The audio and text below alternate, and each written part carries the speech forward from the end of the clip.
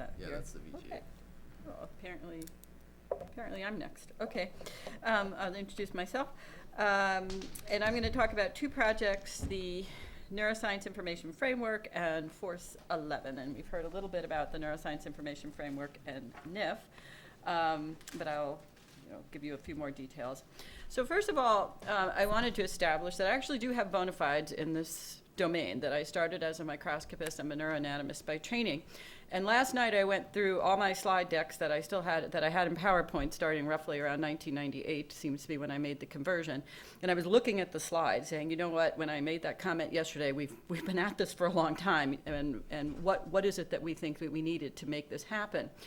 And the National Center that Mark Ellisman runs started to interact with SDSC and some of the high-performance computing very early on, because we recognized that this thing was really going to require a marriage between biologists and informaticians. And in fact, my entire career in informatics started because we wanted to create 3D visible cells and 3D virtual cells. And these are just some of the pictures that we had. And there were two things that I think you see, is one, that there was not a single technique that was going to work for all of this. So we don't have magic microscopes that can get all the data that we need at all time scales and at all scales of resolution. So that you're going to have to be able to integrate information from multiple experiments, and that since cells are all individual and variable, we needed some sorts of frameworks in order to be able to hang these things together. We talked about this yesterday in one of our colored table sessions. So we proposed that we needed frameworks for cellular data, and those included both spatial frameworks and also semantic frameworks in the form of ontology, but that all of this had to be in a larger system that was a federated system. That is, we knew that there was relevant work that was going on at all scales through hundreds of resources that were being funded by the NIH at that time through the Human Brain Project. So I got interested in data federation and data informatics precisely because of this problem. And one of the things that I do have to remind people, because I saw that yesterday, we saw beautiful graphics and we saw beautiful things. And you saw that some of the graphics we had in 1998, while not quite as slick, we're pretty much getting there, right? So we can dazzle you, biologists, all the time with molecular complexity, but that's not the problem, right? The problem is, why don't we have a 3D virtual cell already? And what are the problems in getting to those? Is it technological? Certainly that's true. Doing these things on the scale we need to is a problem. Resources are a problem.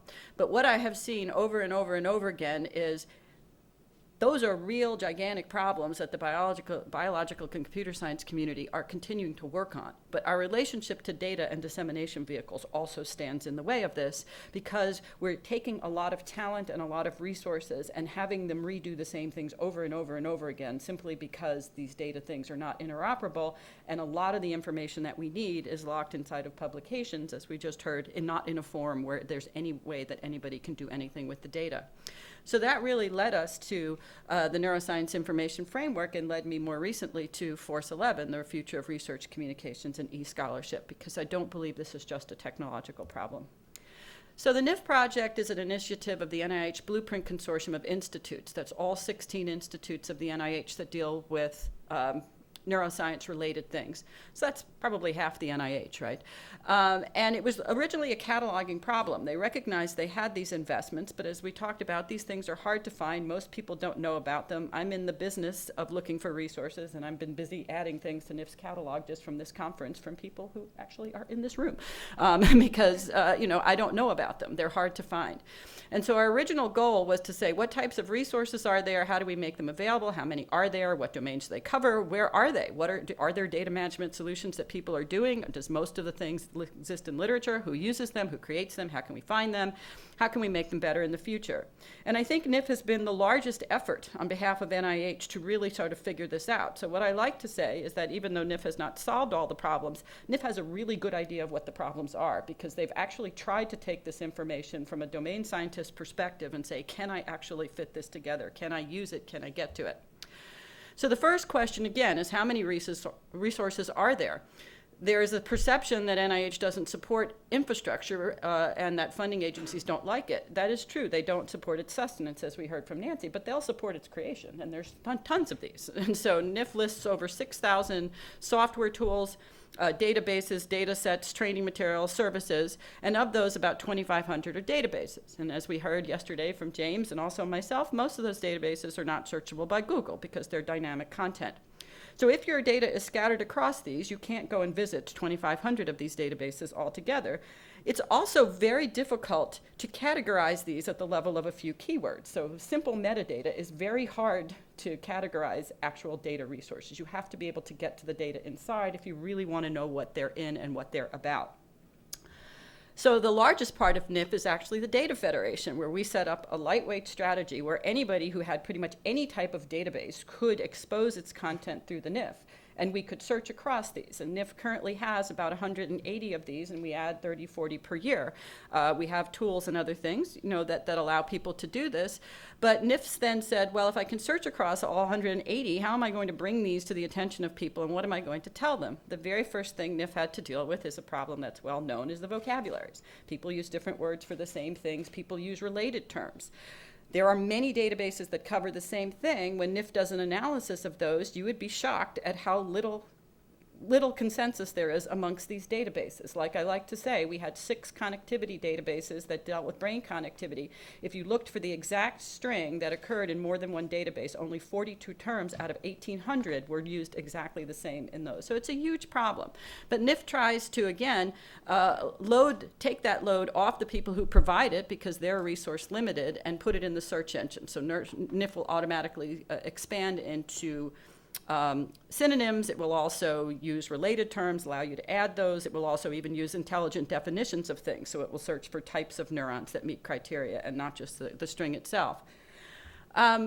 And during this time, again, NIF has seen that there is this idea that I'm creating this resource for myself, and everybody's going to come and learn how to use my resource. And that works if there's 2. If there's PubMed and maybe Google. It doesn't work if there's 2,500.